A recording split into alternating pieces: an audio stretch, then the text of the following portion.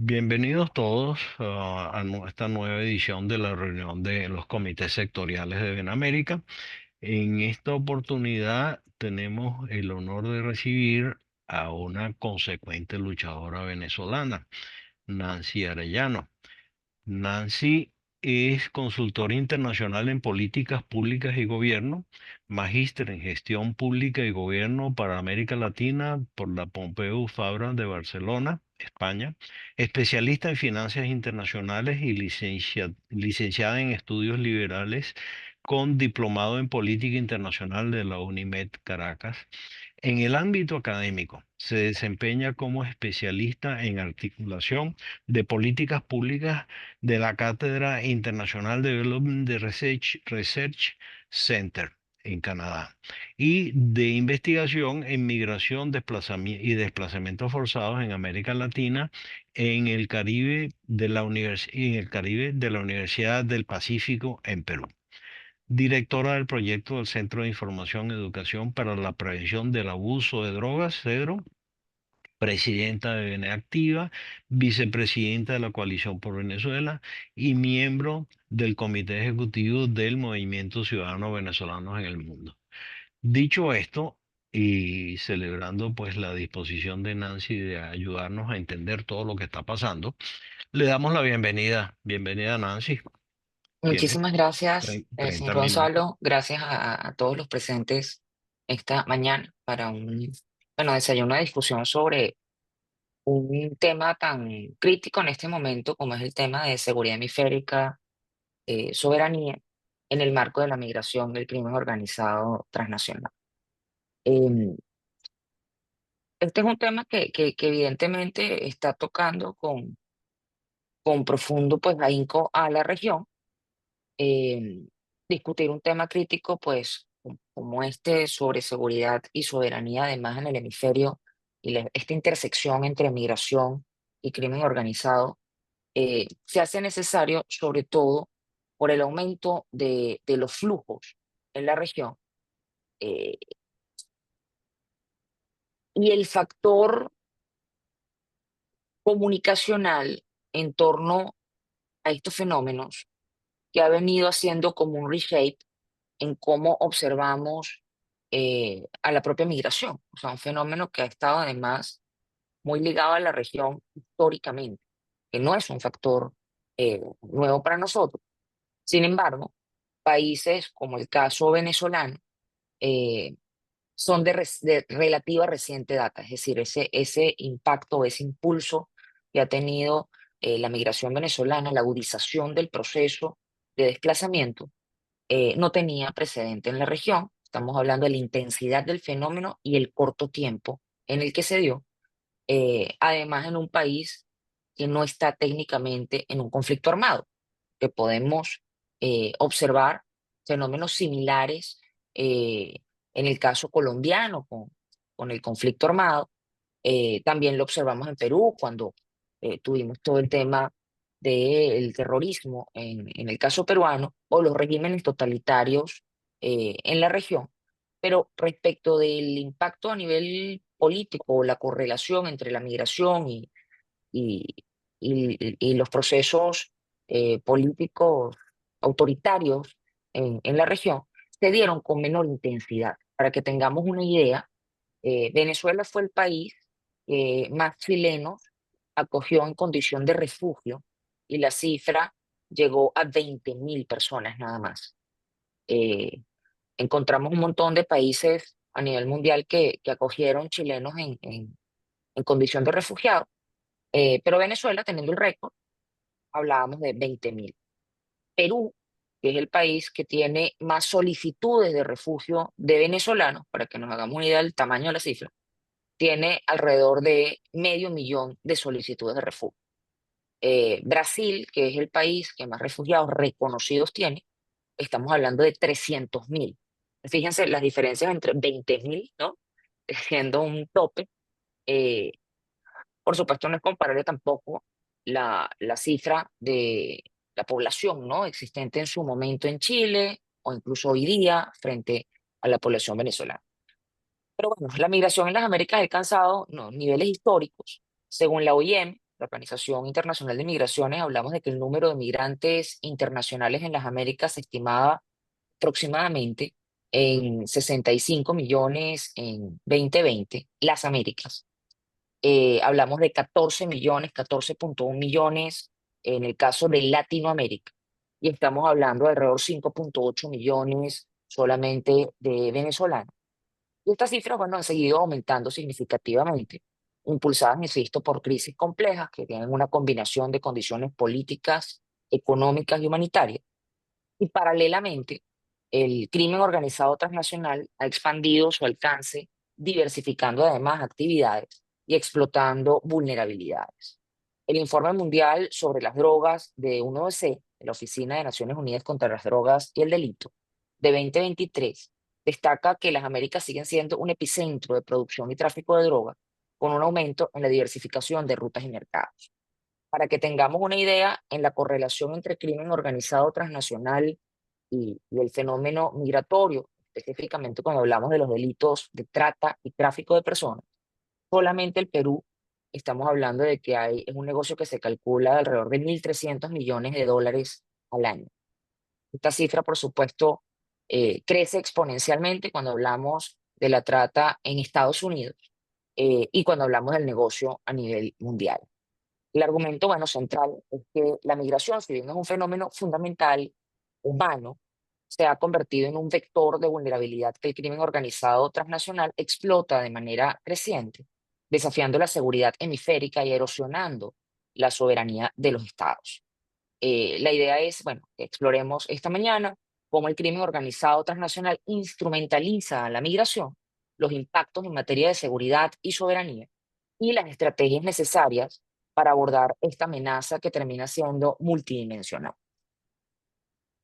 Primero, bueno, hablemos de las nuevas arterias que se han generado para el crimen organizado, las rutas migratorias que atraviesan Centroamérica, México hacia el norte, así como las que conectan a Suramérica con el Caribe y Norteamérica, son corredores de alto valor para el crimen organizado transnacional. Estudios de OIM y el Departamento de Seguridad Nacional de Estados Unidos, DHS, señalan que los migrantes, especialmente aquellos en situación irregular, son a menudo forzados a depender de redes de contrabando de personas que a menudo están vinculadas con organizaciones criminales más grandes. Estas redes cobran miles de dólares por persona, generando ingresos ilícitos masivos. Por ejemplo, se estima que el contrabando de migrantes o el tráfico de migrantes generó entre 5.500 y 7.000 millones de dólares a nivel mundial en 2016. Y esta cifra ha aumentado evidentemente de forma considerable a partir de la crisis venezolana. Estamos hablando que se estima que se ha triplicado la cifra. Y esto es un fenómeno que además ha aprovechado no solamente la crisis, sino la falta de institucionalidad y articulación entre actores estatales para generar pasos lícitos, pasos legales, seguros entre los estados. El crimen organizado internacional no solamente trafica con migrantes, sino que también explota directamente. El tráfico de personas tiene dos fines, recordemos, la explotación laboral o la explotación sexual, siendo una realidad pues profundamente devastadora. El informe global sobre el tráfico de personas de 2022 eh, de UNODC revela que las Américas representan una parte significativa de las víctimas de tráfico de personas detectadas con un alto porcentaje de mujeres y niñas. Y además se ha documentado la coerción de migrantes para el transporte de drogas o para trabajar en economías ilícitas, extracción ilegal de recursos, estamos hablando de favorecer la propia red de trata, captando nuevas víctimas, ayudando a realizar las labores de promoción de estos pasos irregulares y participando además de la propia cadena de coerción a las personas, especialmente donde en las zonas fronterizas o de tránsito, y en las zonas fronterizas o de tránsito además tenemos una realidad en el caso de la migración sur-sur y en los pasos hacia el norte, y es la falta de control de las fronteras o lo que se llama, bueno, fronteras altamente porosas. Además de la colusión muchas veces con actores estatales que se ubican en frontera, y estamos hablando del fortalecimiento de las redes de corrupción que involucran a funcionarios de los propios estados. La explotación de migrantes no es una actividad aislada. Los mismos grupos, como mencionaba, tienen otras actividades, como por ejemplo el tráfico de drogas, armas, lavado de dinero y extorsión. Y la infraestructura logística utilizada para mover personas puede ser fácilmente adaptada para el tráfico de bienes lícitos, creando sinergias operativas para el crimen organizado transnacional. Estamos hablando de la flexibilidad y mutabilidad de estas estructuras eh, que primero, bueno, no cuentan con, digamos, los procesos burocráticos que cuentan los propios estados para poder reaccionar ante estos fenómenos, sino que son profundamente adaptables y que además cuentan hoy día con un importante aparato tecnológico. Es decir, cuando hablamos de cómo operan sobre la región, estamos hablando de que operan con tecnología de punta, estamos hablando de que la captación de víctimas se da por redes sociales, se da por medios digitales, se da por el uso de telefonías IP, call centers instalados. O sea, hay una serie de modalidades que han sido pues aprovechadas por estas personas. Y además tenemos que estas estructuras mutables, caso Tren de Aragua, por ejemplo, han terminado incluso franquiciando el uso de la marca. Una de las cosas que se ha tenido a bien discutir, y de hecho se discutió en el reciente, en la conferencia de seguridad hemisférica, era ese valor de marca al crecer por justamente las narrativas que se han generado, termina más bien aupando, ¿no?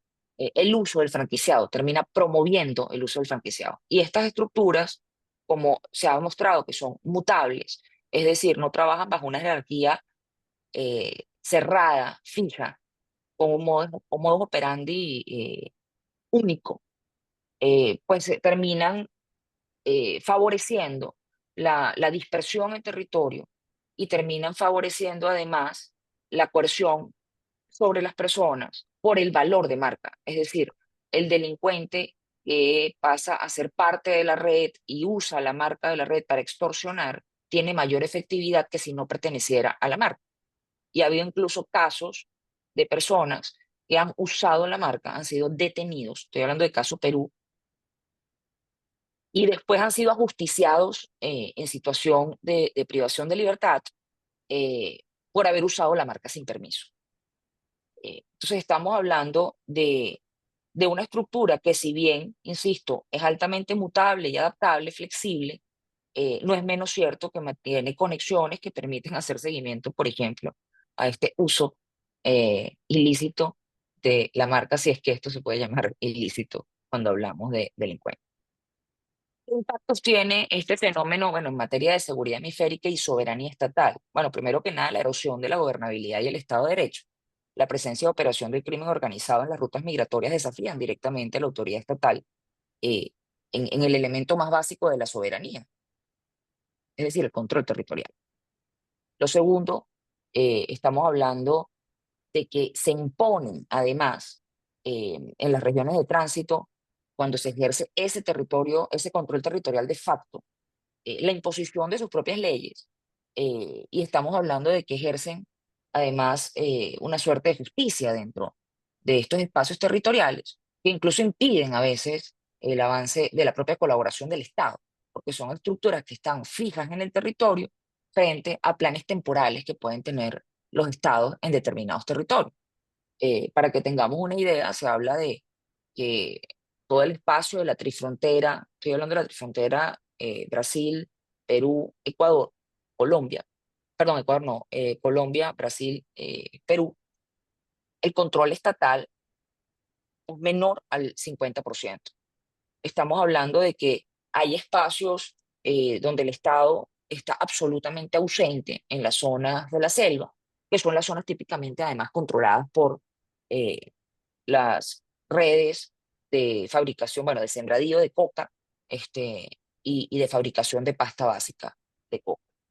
La corrupción, por supuesto, inducida por la vasta riqueza del crimen organizado transnacional, debilita las instituciones gubernamentales y de seguridad, socavando capacidades de los estados para responder eficazmente a las amenazas y termina, insisto, eh, generando esta suerte de colusión con funcionarios. Estamos hablando de la colusión por corrupción, eh, directamente. El índice de paz global de 2024 del Instituto de Estudios Peruanos señala que la violencia organizada ha tenido un impacto significativo, no solamente en la paz de América del Sur, sino un aumento importante en la tasa de homicidios relacionados con. Segundo, bueno, a los desafíos en materia de seguridad fronteriza y nacional. La presión migratoria abruma los recursos y capacidades de las agencias de control fronterizo.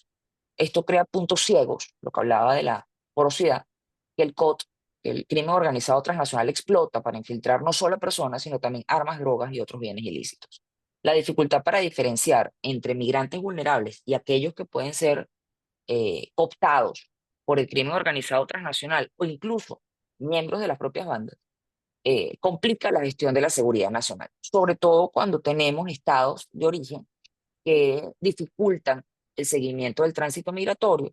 Estamos hablando de que hay compromisos importantes en materia de seguridad fronteriza. Estamos hablando, por ejemplo, en el marco de la CAN, de la Comunidad Andina de Naciones, eh, la llamada Carta Andina o la TAM, la Tarjeta Andina Migratoria, forma parte del Sistema Andino Migratorio, y el Sistema Andino Migratorio tiene un compromiso de compartir data Colombia, Ecuador, Perú, Bolivia, por todos los pasos fronterizos. Pero estas medidas no han sido implementadas en función de poder identificar en la primera frontera a las personas migrantes y poder permitir que tengan una documentación que permita el tránsito regular en el territorio, sino que se han tomado medidas mixtas en la imposición de visados y la solicitud o aplicación de requisitos, muchas veces inalcanzables, que terminan favoreciendo más bien que estas personas entren en las redes de tráfico y trata de personas. Em, Ahí es importante señalar que estas lagunas en la seguridad fronteriza, además de ser aprovechadas por el contrabando, por el narcotráfico y el tráfico de personas, además, insisto, terminan siendo la contracara directa y terminan siendo aupados por el hecho de que las autoridades migratorias impongan, insisto, requisitos inalcanzables y que a su vez el crimen organizado puede responder tan rápidamente a hacer una oferta paralela. Luego, el impacto en la cohesión social y la percepción de seguridad. Bueno, la presencia de grandes flujos migratorios a menudo estigmatizados y en condiciones de vulnerabilidad genera tensiones sociales en las comunidades receptoras. Hemos visto el aumento de las narrativas en torno al tema. Insisto que la doble cara del tema, por ejemplo, del Tren de Aragua, ha traído consigo aumentarle el valor de marca al propio Tren de Aragua y generar con eso la mutación en parte de estas redes no organizadas y que se terminen de estructurar en una red, insisto, mutable, pero presente allí, ¿no? Y por supuesto, favorece la estigmatización por nacionalidad debido al origen de esta agrupación. El miedo a la infiltración del crimen organizado transnacional, a menudo, perdón, exagerado o mal dirigido, contribuye a la polarización, la xenofobia, debilita el tejido social, la confianza en las instituciones y lleva a tomar este tipo de decisiones que, contrario a favorecer el control y reivindicar el carácter soberano de los estados, termina generando expectativas de control para la población y defraudando a los propios ciudadanos.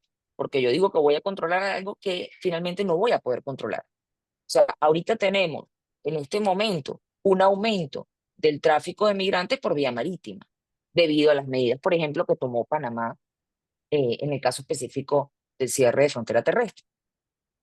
La percepción de que el Estado no puede controlar sus fronteras o proteger a los ciudadanos, por supuesto, erosiona la legitimidad gubernamental y la soberanía en la mente de la población. Lo que termina además haciendo que la gente quiera cada vez medidas más fuertes. Entonces es una escalada de medidas más restrictivas, más coactivas, o más dirigidas a lo coactivo, lo que se llama securitización del fenómeno migratorio. Y en la securitización del fenómeno migratorio, insisto, terminas impulsando nuevas vías alternas porque siempre va a poder responder más rápido el crimen organizado transnacional, va a poder adaptarse más rápido en sus estructuras. ¿Qué estrategias y recomendaciones para una respuesta hemisférica? Me quedan 8 minutos, tengo contadito que era media hora. Sí. Este, Primero, bueno, el enfoque integral y coordinado. Hay que fortalecer la cooperación regional en materia, una colaboración sin precedentes en los países de origen, tránsito y destino. Esto incluye, por supuesto, el intercambio de inteligencia, operaciones conjuntas y armonización de los marcos legales. Hay que entender allí, por ejemplo, no puedes exigir requisitos de imposible cumplimiento a los ciudadanos. Y cuando tienes además países que son expulsores de personas, o sea, estamos hablando de desplazamientos forzados, la falta de caracterización correcta de estas personas, ese mix que se ha dado, los llamados, le han dado nombres como flujos mixtos de movilidad humana. ¿Por qué flujos mixtos de movilidad humana? Ah, porque mezcla migrantes económicos con refugiados, y cuando hemos caracterizado erróneamente como migrantes económicos a personas que son desplazadas forzadas, les exigimos entonces requisitos como se exige a un migrante económico, como debe ser exigido a un migrante económico. Pero si esta persona no puede cumplir con esos requisitos porque no es un migrante económico, sino un desplazado, lo que vamos a encontrar es que terminan siendo eh, carne de cultivo directa para el crimen organizado transnacional, porque son personas que al no poder cumplir con esos requisitos y tampoco poder volver a su país de origen, terminan transitando por las rutas irregulares. Por supuesto que abordar las causas raíz siempre va a ser la idea, es decir, cuando hablamos de la migración forzada, eh, tenemos que abordar pues, las condiciones socioeconómicas, inestabilidad política, violencia, que impulsan estos desplazamientos. Y ese es el grupo humano, insisto, que hay que priorizar en materia de protección y por ello tiene que haber un enfoque humanitario de derechos humanos. Además, entendiendo que la tecnología hoy día permite hacer un seguimiento importantísimo a las personas. O sea, es decir, hoy día si en frontera colombo-venezolana identificas a las personas y las dotas de un documento que, por ejemplo, contenga las características biométricas, que contenga los datos básicos de esta persona, que puede ir además con estrategias de, como pasó en Estados Unidos con el parole, por ejemplo. Es decir, que haya un tercero que atestigue en el caso de que la persona no tenga documentación o familiares que directamente puedan avalar la identidad de esta persona. Procesos de reconstrucción de identidad ha habido en la región y antecedentes del año 2000. En el caso del Perú, la implementación del Documento Nacional de Identidad se dio en el año 2001. Había personas que nunca habían tenido en el Perú en el 2001 un DNI y se fue a proceso de reconstrucción de identidad para dotarles del documento. Entonces, si nosotros tenemos una biometría identificada en el país uno y tengo una documentación consultable y la colaboración entre países, yo puedo hacer el seguimiento en toda la ruta. Y no solamente el seguimiento de la persona y poder garantizar su existencia en la ruta y poder determinar, por ejemplo, cuáles pueden ser perfiles de mayor riesgo o no para caer en estas redes. Y puedo además ayudar a generar una dispersión coherente, por ejemplo, con base a brechas, algo que hemos conversado casi todas las organizaciones de venezolanos sobre la calidad educativa o experiencia profesional de muchos migrantes, cosa que ocurre no solamente en la diáspora venezolana, eh, y que puede ayudar a una dispersión en el territorio porque hay brechas que pueden ser coberturadas.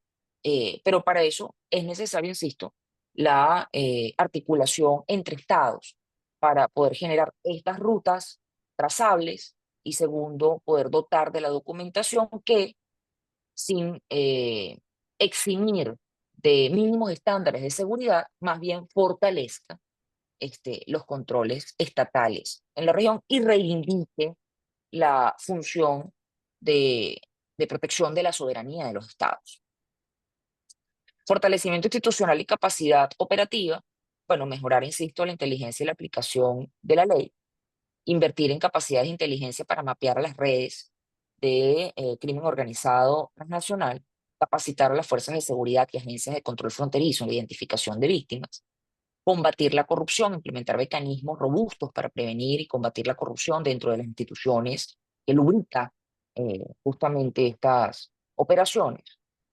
La tecnología de análisis de datos, como mencionaba, que no es nada soñado. Estamos hablando de que, por ejemplo, el sistema de drones de, de la Fuerza Aérea del Perú es un software, tiene un software que permite contabilizar personas y bienes. Y ahí vienen las estimaciones, por ejemplo, del contrabando fronterizo que hace la Fuerza Aérea del Perú y lo hace para entregarle la data a la Superintendencia Tributaria.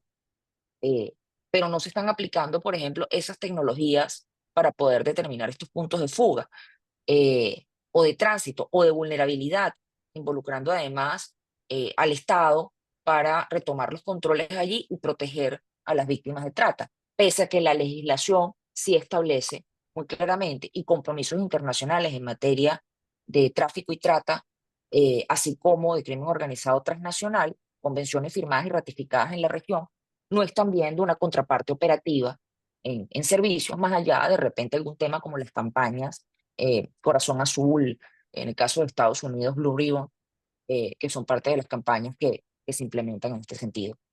Y bueno, hay que contrarrestar, por supuesto, la desinformación, promover narrativas basadas en evidencia en torno a la migración y el crimen organizado, desmintiendo, por supuesto, datos falsos y reduciendo con esto los efectos eh, que llevan a conductas xenófobas. La concientización, por supuesto, de las personas sobre los riesgos del crimen organizado transnacional y las rutas seguras disponibles, además de generar una sinergia con las propias organizaciones que conocen el fenómeno. Es decir, nosotros somos una fuente de información de cómo puede estar la situación en Venezuela. Estamos hablando de ustedes, nosotros, de toda la red de organizaciones y que además podemos prever determinados riesgos. Nosotros ya decíamos sobre el aumento que iba a haber postelectoral si no se respetaban los resultados del 28 de julio. Y estamos viendo además ahorita el fenómeno de inflación dolarizada en Venezuela, que sigue apretando las condiciones de supervivencia de la familia.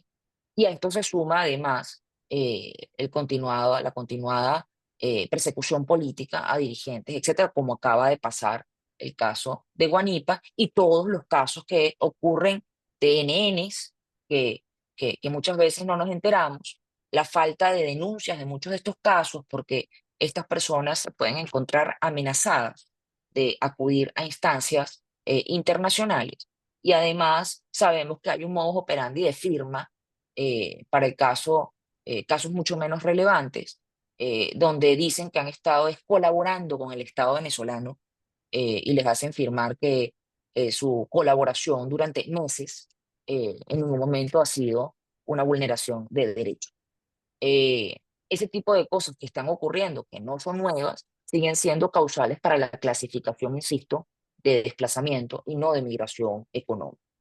Entonces, bueno, para concluir, hemos explorado, bueno, cómo el crimen organizado explota vulnerabilidades de la migración en las Américas, cómo se socava la seguridad hemisférica y la soberanía estatal, sobre todo cuando no entendemos que el abordaje tiene que ser un abordaje multidimensional y que hay que contribuir no solamente desde la perspectiva securitista, sino que hay que generar, insisto, un entramado de soluciones a una realidad humana, si es que pensamos que, que todas las personas son iguales y si es que pensamos que todas las personas son sujetos de derechos y creemos en la Declaración pues, Universal de los Derechos Humanos, esto sería innegable. Hemos visto además cómo las rutas migratorias se convierten en arterias para el crimen organizado transnacional y cómo ha terminado generando nuevas formas de negocio que llega incluso a casos gravísimos. Estoy hablando no solamente de la trata con fines de explotación laboral y sexual, estamos hablando incluso de que el tráfico de órganos ha aumentado en la región. En el sur del Perú ha aumentado el número de casos detectados sobre tráfico de órganos. La llamada a la acción, bueno, es necesario interconectar estos fenómenos con una respuesta multidimensional. No podemos abordar la migración sin considerar el crimen organizado ni combatirlo o sin reconocer la interacción. La seguridad hemisférica y la soberanía de nuestros estados dependen justamente de la capacidad para construir sistemas que puedan responder en términos de gobernanza migratoria. Y ahí estoy hablando de lo que ocurre en blanco, en negro y en la escala de grises en la región, porque bueno, desconociendo el hecho, no deja de ocurrir. Tenemos que trabajar en la desarticulación de redes criminales, pero hay que trabajar al mismo tiempo en lograr medidas que permitan responder de manera eficiente. Y allí la tecnología sigue cumpliendo un rol fundamental, así como la participación de la propia sociedad civil para velar por los estándares mínimos. Esto requiere liderazgo, cooperación y voluntad política, sí. eh, es difícil muchas veces que haya la voluntad política para entender la complejidad del fenómeno, sí. ¿Por qué siendo tantas personas, estamos hablando de más de 15 millones en el caso de la TAM, estamos hablando de 60 millones en el caso de las Américas, eh, esto no es una prioridad para los estados? Bueno, porque en la mayoría de los casos estas personas no traducen directamente en valor político para líderes de turno. Y eso es importante reflexionarlo y es importante además entender que mucho más cuando somos una región donde somos muchos hijos de migrantes, somos nietos de migrantes. Es decir, cuando hablamos del valor político o no, entra también el cálculo de qué estamos haciendo los que ya no somos los migrantes, pero probablemente somos hijos o nietos para comprender esta situación y exigir a nuestros representantes hoy día que asuman posiciones valientes porque son las posiciones correctas. Muchas gracias. Excelente, Nancy. Un resumen excelente. Yo tengo una pregunta antes de abrir, o sea, mientras hago la pregunta, mientras levantan las manos para el orden de preguntas, la mano electrónica, recuerden si ya todos la conocen. Me inquietó mucho en tu exposición. Al principio mostraste dos tipos de tráfico y yo pondría uno tercero, lo mencionaste nada más y no lo tocaste, que es el tráfico de armas. Después está Mm. el tráfico de drogas y después está el tráfico humano. Cada uno de esos tres tiene sus, como dijiste, sus marcas o en el caso de las drogas, sus carteles.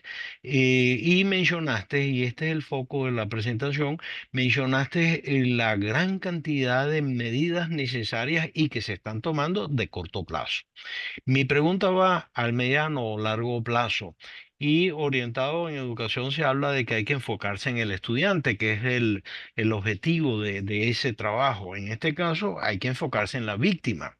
Enfocados en la víctima, ¿cómo hacer de que las víctimas no caigan en eso?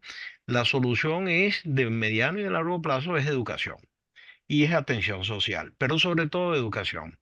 Entonces, me quisiera tu comentario porque no tocaste esta parte de las soluciones, la educación de las víctimas. Bueno, el tema al final, o sea, cuando hablamos del desplazamiento forzado, porque las víctimas terminan siendo personas muy vulnerables, y cuando hablaba de la ausencia, ¿no?, del Estado y de la presencia del Estado en determinados territorios, o la desviación del Estado en otros territorios. Eh, por ejemplo, en las víctimas típicas, en el caso peruano, son personas de zonas rurales, donde la presencia del Estado es débil, que no acceden a servicios de calidad y que buscan otros destinos o que buscan ofertas laborales para salir de esa situación o ayudar a su familia. Y estas personas, eh, justamente como señalas, al no poder participar del sistema, ser un jugador, ¿no?, en el sistema de movilidad social, eh, a través de la educación, a través de oportunidades laborales, a través de la cohesión social, insisto, eh, evidentemente trabajar en la presencia de los estados es fundamental, ¿no?, para poder llegar a esto.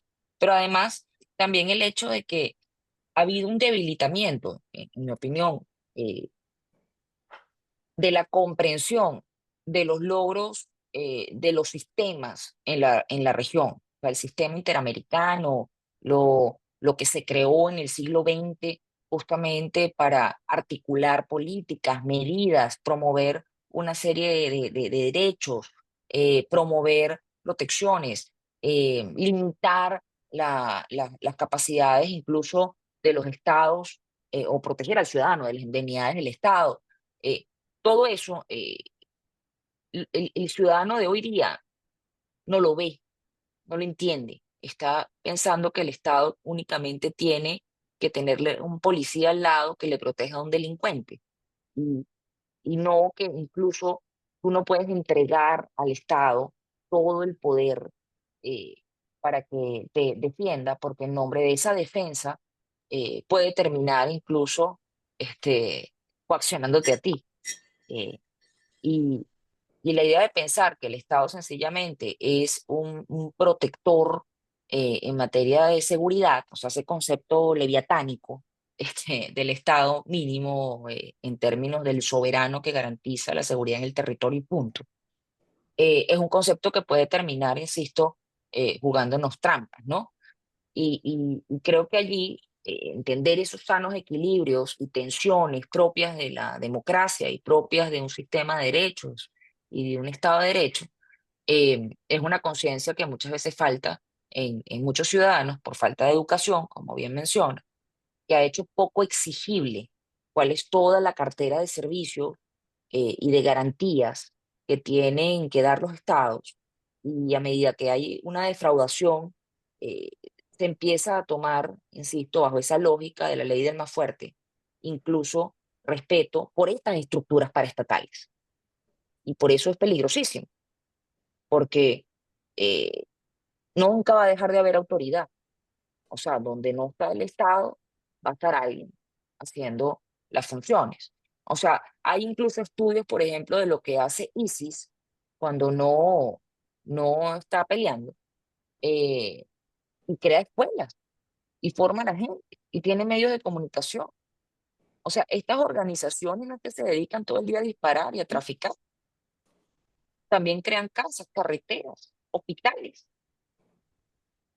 O sea, eso es lo que es grave de este tema, que el control territorial termina abarcando el 360 en las regiones.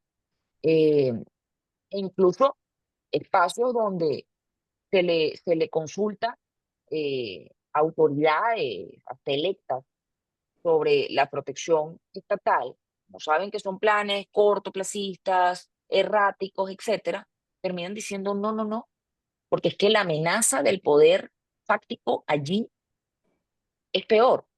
Entonces, si aceptas la colaboración, que sabes que no va a ser fija y no va a ser definitiva, lo que haces es encontrar, ¿no? Que te va a llegar la factura por la contraparte, que es el poder coactivo que sí está presente todo el tiempo y que vive de las lógicas del hecho económico de esa zona. Gracias. Entonces, sí, tiene que haber Sí. mucha conciencia. Sí. Vladimiro Mojica tiene la mano levantada. Adelante, Vladimiro. Bueno, buenos días. Hola Nancy, ¿Cómo y, estás, Vladimir? y gracias por, esta, por estar con nosotros en la reunión de los comités sectoriales de Benamérica y por esta extraordinaria presentación. Esto se hace me imagino que te enteraste, eso se hace los sábados bajo la coordinación de Gonzalo Garreveres, y estos comités sectoriales son parte integral, fundamental de toda la actividad de Benamérica. Entonces, bueno, es siempre un placer, no Yo lo siempre. felicito, de verdad, qué chévere. Sí, no siempre estoy en estas reuniones, pero es un trabajo que se hace pues, de manera fundamental para la corporación. Mira, mi pregunta. Yo sé que no es el caso de Perú y sé que probablemente no sé cuánto acceso has tenido, pero como es un tema tan extraordinariamente polémico para la comunidad de venezolanos en los Estados Unidos y en otras partes, ¿hasta qué punto las organizaciones criminales de Venezuela, especialmente el Tren de Aragua, pero no es la única, dentro de tu espacio de investigaciones y con toda la confidencialidad que el tema requiere, yo te pregunto, ¿cuánto has logrado averiguar tú de, de hasta qué punto? Porque, digamos, esto está desde informes de inteligencia norteamericanos que niegan que eso es así, hasta otros informes que afirman que eso es así, informes de inteligencia en Ecuador que afirman que la compenetración entre el cartel de Sinaloa y el Tren de Aragua en Ecuador es muy importante. Entonces yo quería saber tu visión sobre esto, porque esto es, como digo, un elemento divisivo en la comunidad de venezolanos, sobre todo en los Estados Unidos, que dicen que esto se afirmó, pero que en realidad no se ha podido verificar. Y otros, cuando se aplicó bueno, cuando se aplicó, cuando el gobierno del presidente Trump aplicó la ley que permitió, de los enemigos internos, que permitió expulsar y enviar a Ecuador a una cárcel en El Salvador Ujú. eh, a 300 venezolanos. precisamente se utilizó esta vinculación y la dirección política venezolana, especialmente Edmundo y María Corina, saludaron que el gobierno de Trump por primera vez hubiese logrado identificar de manera explícita la compenetración entre el Tren de Aragua y el régimen de Maduro. Entonces yo quería un poco, dado que tú te has tomado el trabajo de hacer todas estas investigaciones, saber qué nos puedes comentar al respecto. Mira, una de las cosas que hablaba de la mutabilidad y de cómo esas estructuras hoy tienen unas características distintas. De hecho, hemos discutido en Perú, y tengo reunión el lunes, este, justamente con una comisión del Congreso, eh, de si estamos hablando de unas nuevas formas de terrorismo.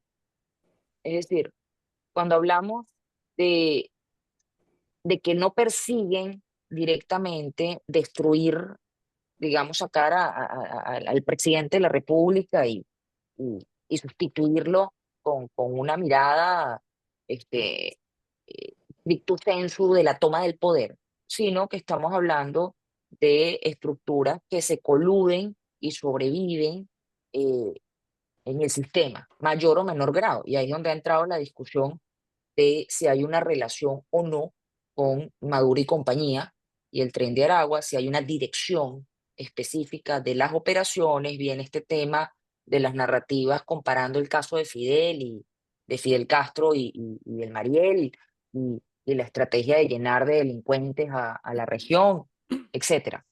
Eh, la mayoría de las investigaciones serias con criminólogos con los que he hablado, este, dicen es que estas estructuras han ido respondiendo y adaptándose más por un tema pragmático y llegando a acuerdos a nivel pragmático, sobre todo por los propios desafíos de la economía venezolana.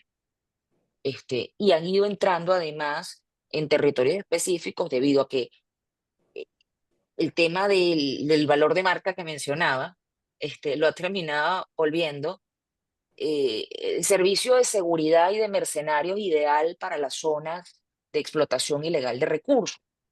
Eh, la colusión territorial con otras bandas y otras organizaciones criminales es real.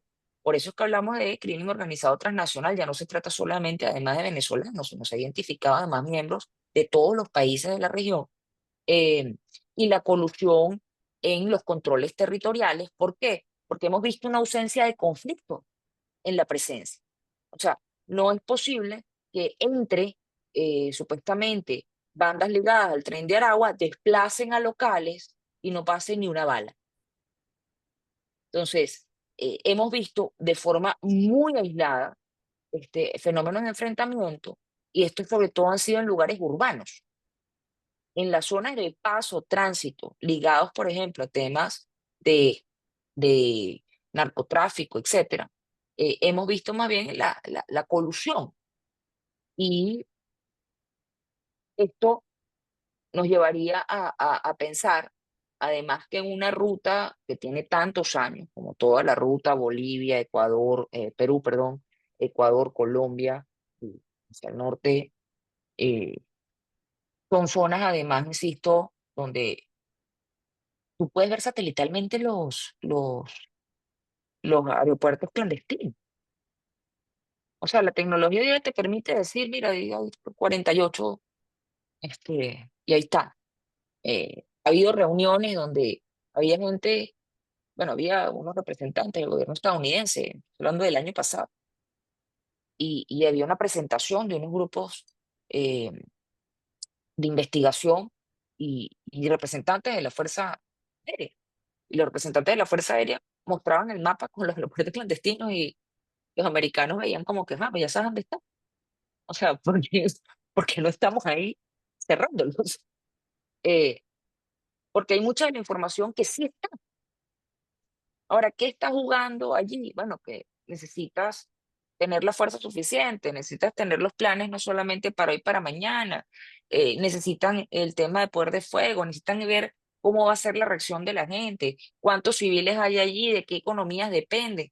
O sea, los cocaleros, paralelamente a que pasa esto, pasa que, por ejemplo, la Unión Europea ha puesto unos estándares para la compra de cultivos provenientes de la Amazonía, donde exige unos estándares, insisto, que la gente va a volver a sembrar coca, los que ya no sembraban coca, porque es que el crimen organizado transnacional no pone estándares, se lleva todo, paga y se va, mientras que complejizamos por la vía burocrática esto otro. Entonces, estas redes terminan, insisto, es cooptando, cooptando, cooptando, y han encontrado en el caso del Tren de Aragua esta locura de generar, insisto, un valor de marca, pero además esa arteria directa con el fenómeno de la migración que ya pareciera decididamente desorganizada, porque a 8 o casi 10 años del inicio de este fenómeno no se explica cómo los estados no han tomado medidas más coherentes para garantizar los tránsitos en la región o dotar de documentación. Entonces, no dudo ahí, Vladimiro, para cerrar, que, que hay una colusión con muchas mafias, con los cárteles, porque el negocio del narcotráfico es aprovechado. O sea, el tema de la identificación de barcazas donde hay coca, inmigrantes, el uso, además de burriers para los pasos, suelen ser migrantes.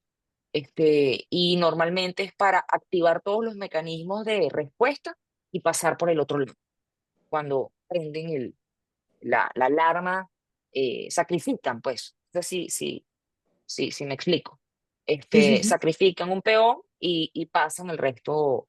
Entonces, el nivel, por ejemplo, de sofisticación no podría estar sin la colusión de los cárteles en Centroamérica. ¿Por qué? Porque estos tipos están pagando y entregan código desde Colombia a la gente. O sea, tú pagas $4.000 y te dan un código que te lo van a pedir a lo largo de la ruta en los países, y quienes controlan esos pasos pertenecen a los cárteles. Entonces, si el Tren de Aragua está ligado a la captación en Venezuela, al tránsito en Colombia y después entrega hacia Centroamérica, y estamos hablando de que hay una denuncia al seguimiento de cuentas de Banco Azteca en Centroamérica, con una investigación, bueno, financiera, porque imagínate tú, o sea, hasta bancarizado. O sea, esto es absurdo. Se cuenta y no se cree. Entonces, sería imposible que, sabiendo nosotros el control férreo que tienen los cárteles en México, pueda ocurrir esto, incluso con estos códigos, que son testimonios de personas que en el cruce de Centroamérica, sin conocimiento de los cárteles. Imposible sería. Además, la amenaza es: si no me das el código, te entrego a las autoridades. Sí, sí. Tenemos a Neuro Villalobos Gracias, Nancy. con la mano levantada. Adelante, Neuro. Perdón que estaba quitándole tenía el micrófono apagado. Me parece interesantísima la exposición y tanto la ponente como Gonzalo tocaron el tema de la educación. O sea, es obvio, o sea, esta exposición que está haciendo la doctora Nancy Arellano, indudablemente que toca y nos pone en evidencia lo que ya nosotros, porque, y digo nosotros en el Comité de Educación, Cultura, Ciencia y Tecnología, hemos venido discutiendo, que hay la necesidad de un nuevo sistema educativo en Venezuela, pero que el régimen no admite que ellos lo están haciendo mal o que tienen fallas. Es decir, para ellos todo lo que se viene haciendo de acuerdo, obviamente, a una orientación ideológica. Pero lo que nosotros estamos viendo con el crimen organizado internacional es que para ellos no existe ideología.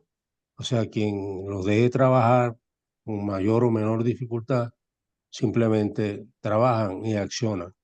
Entonces, para mí, Este es un problema que ha expresado la doctora ponente, que nos pone en evidencia la necesidad de que nuestro sistema educativo desde el comienzo, desde la base hasta las universidades, necesariamente hay que transformarlo, hay que cambiarlo y hay que tomar en cuenta todas estas nuevas exigencias. No sé qué le parece a la ponente.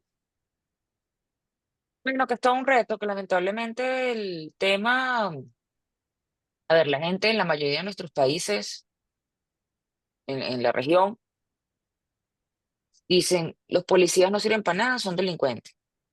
Se quejan de los docentes, se quejan de... O sea, si nosotros tenemos un país con problemas con los médicos, o los jueces, los docentes, los policías, eh, terminamos teniendo un sistema fallido. Entonces, allí, en la locura que ha pasado, casi todos los países han modificado sus currículas escolares, pese, por ejemplo, a los estándares que ha establecido la OCDE. eh, Hemos visto además la implementación, por ejemplo, de la prueba PISA, que Venezuela no está metida.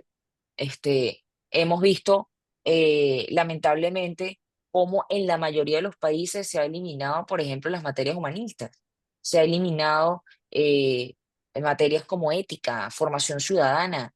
O sea, tú empiezas a ver en la región lo que ha ocurrido a nivel educativo y, y explica mucho sobre las posiciones de la gente hoy día, no solamente las tendencias electorales, sino la facilidad con la que la gente está dispuesta, por ejemplo, a entregar democracia por seguridad, con unas estadísticas además espantosas. O sea, de que la gente cree que la democracia no resuelve nada, y que está dispuesta a admirar, a seguir y a votar por el hombre fuerte, ¿no? Que nosotros ya teníamos eso más que diagnosticado con cesarismo democrático y, y la idea del gendarme necesario, ¿no? Me refiero venezolanizado como concepto, ¿no? En nuestra visión venezolanista de nuestra historia política.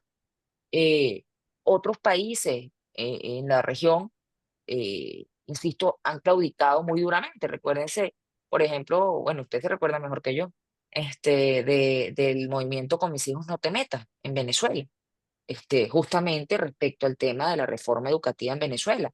Yo daba clases, me acuerdo, en el colegio Chávez, Chávez con S, en Valle Arriba, eh, cuando estaba este tema de la implementación de la currícula bolivariana.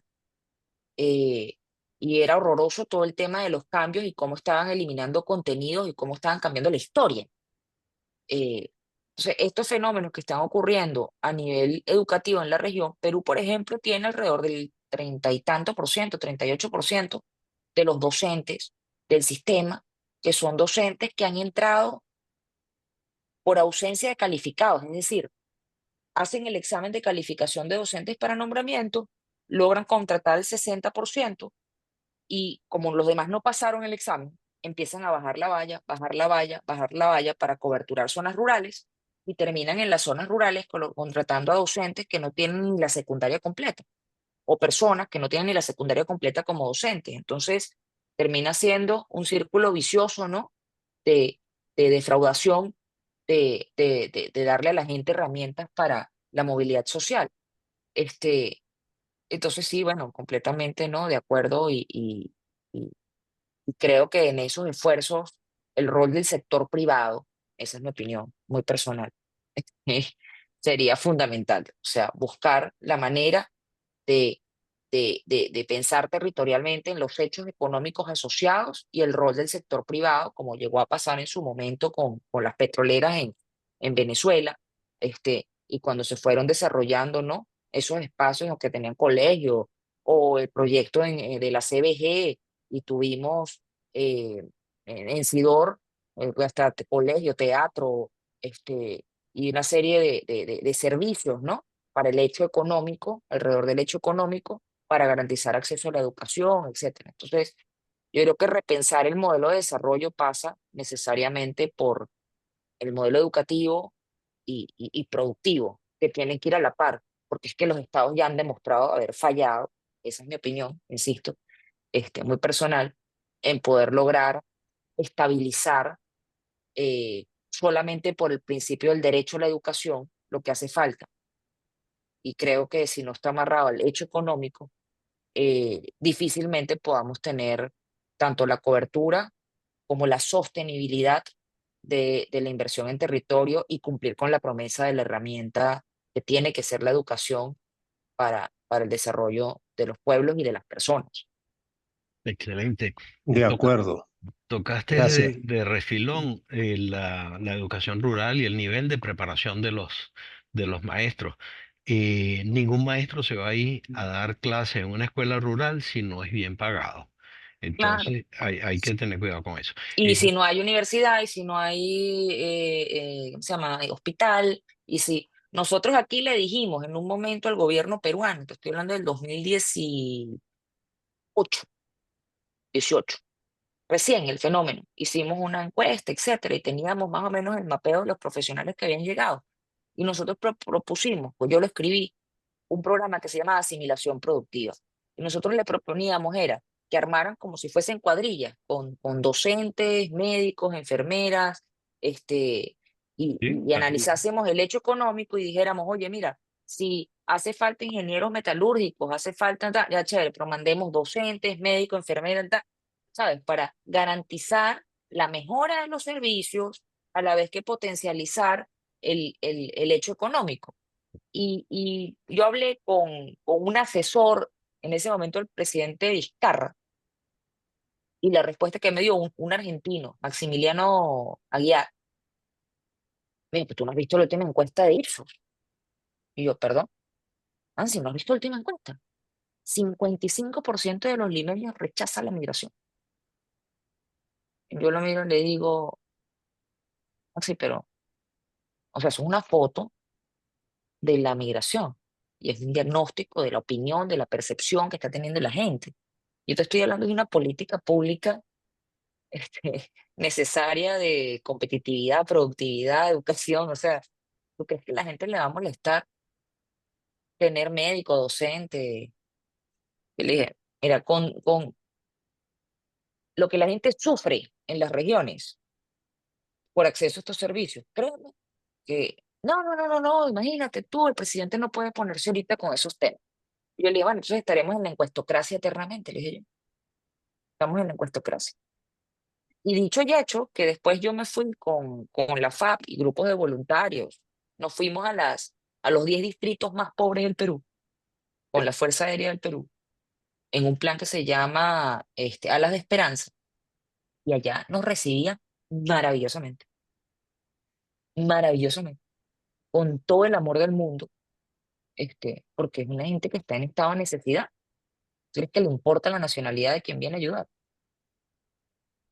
Entonces, esas son las cosas que uno dice, es absurdo, pues.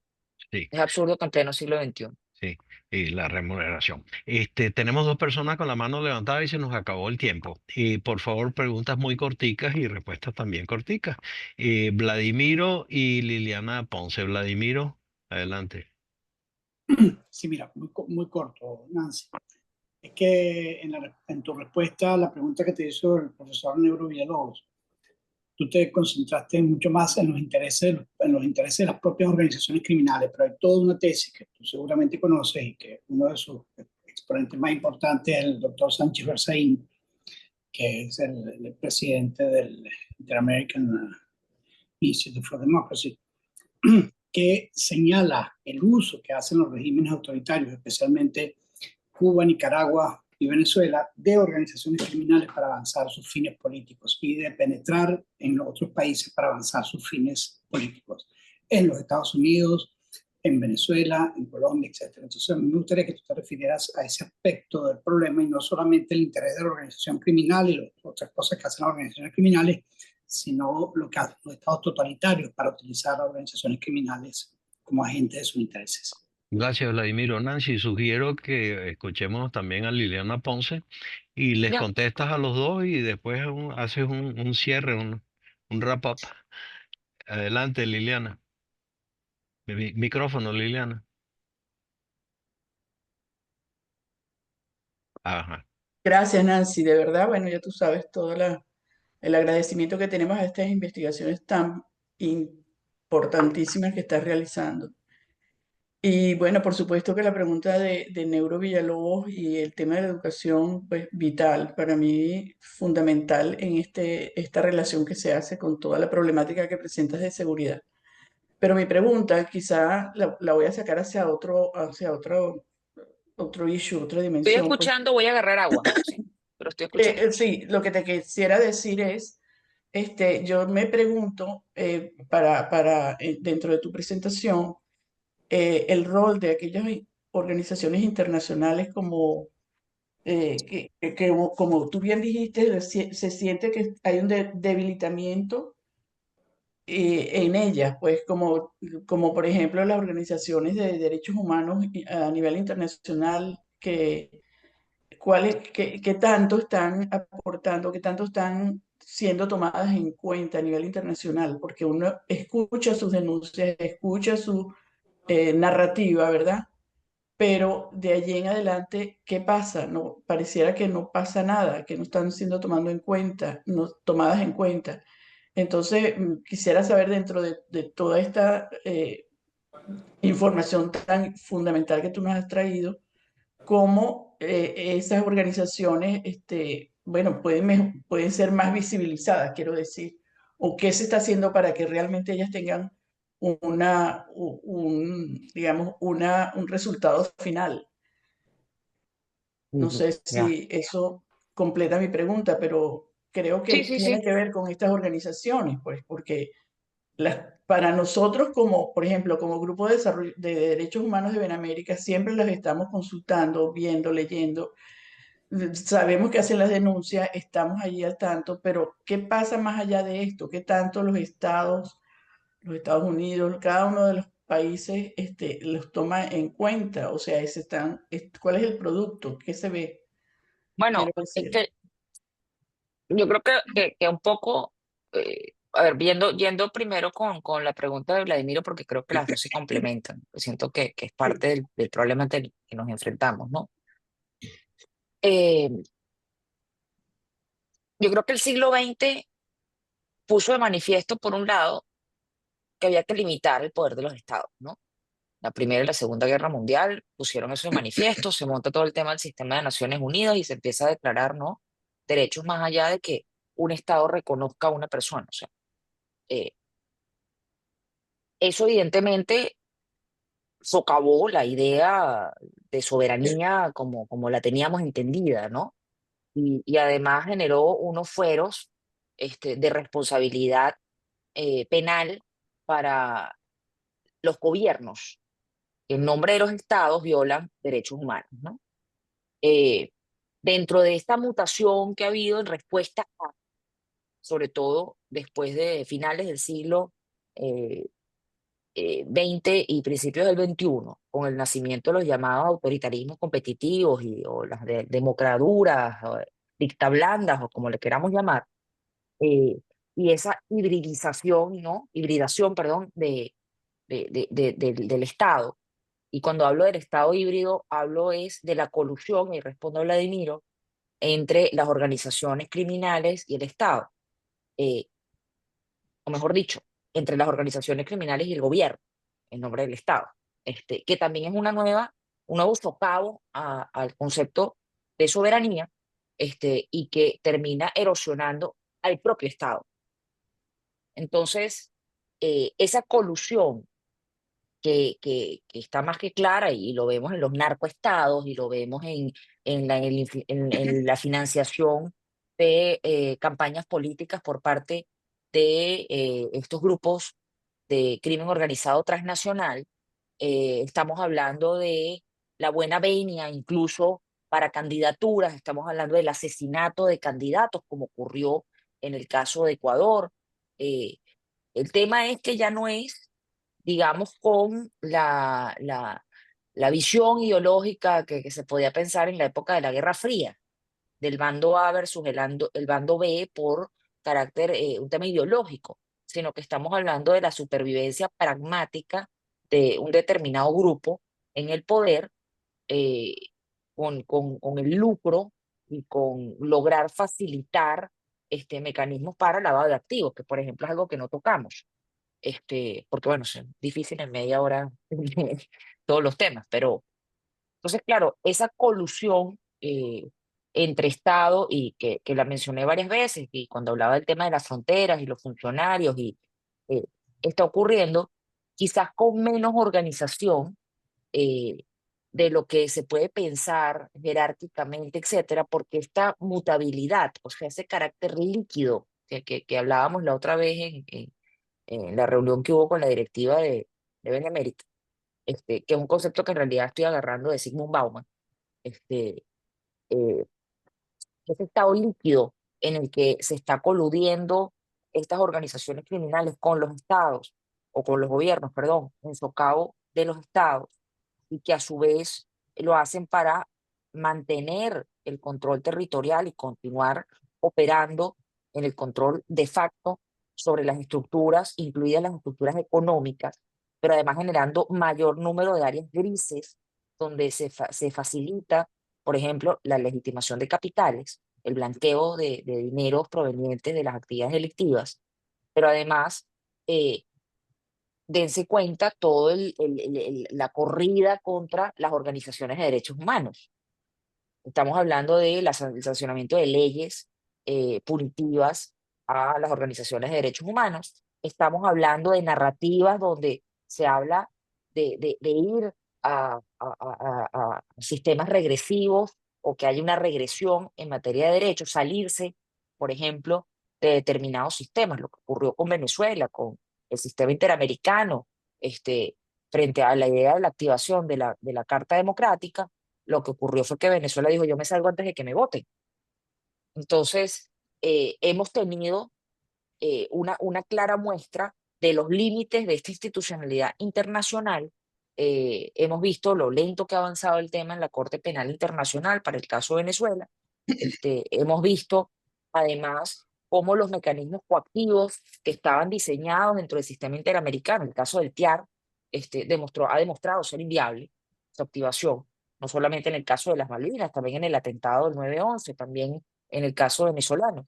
Entonces, lamentablemente, ese sistema que se pensó en el siglo XX justamente para abordar, mencioné varias veces a UNODC, que justamente la Agencia de Naciones Unidas que se encarga del tema de, de crimen organizado transnacional, pero también está la Oficina del Alto Comisionado de Derechos Humanos, que se supone que está en el corazón de, y que se ha pronunciado una cantidad de veces con informaciones, además, salidas de las propias organizaciones defensoras de derechos humanos. Y existe el sistema, y están las consultas, y participamos de las consultas, y vemos los informes, y tú dices: ¿pero qué pasa con esto?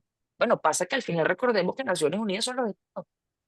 Pues mientras tú tengas en el Consejo de Seguridad, quienes tienes en el Consejo de Seguridad, si sabes a quienes tienes en el Consejo de, de, de Derechos Humanos, donde entran además intereses económicos con intereses políticos, y ejercen los poderes de veto en función de proteger a unos a otros. El caso de China, el caso de Rusia, el caso de, o sea, en las violaciones de derechos humanos que, que, que digamos, ha primado el tema de cuando ves las barbas de tu vecino arder por las tuyas en remojo.